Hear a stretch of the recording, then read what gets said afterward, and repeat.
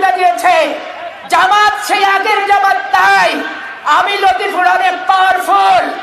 আমি শুধু বলি, ডিআইজি সাহেব আমি লতিফুর, এসপি সাহেব আমি লতিফুর, ডিসি সাহেব আমি লতিফুর।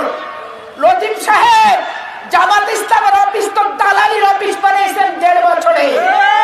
বিচার সালিশ বেচা বিক্রি করে বেড়াচ্ছেন, আর বলছেন কি আপনার দলে যোগ দিলে নাকি সবাই নিরাপদ থাকবে, আর যোগ না দিলে নাকি পুলিশ যাবে। আজকে স্পষ্ট করে ডিসিএসপি এবং এই প্রশাসনের সবাইকে বলতে চাই, লতিফুর রহমান সাহেবের এই বক্তৃতা আপনাদের ভাবমূর্তি নষ্ট করেছে না বৃদ্ধি করেছে, সেইটা আগে আপনারা বলুন।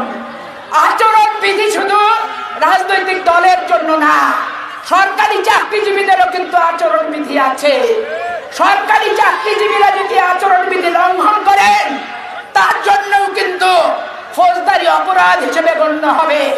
15 বছর ডিসিএসপিরা সপ্পা সিল মেরেছেন, তার জন্য আমরা জেলায় জেলায় ট্রাইব্যুনাল চেয়েছিলাম।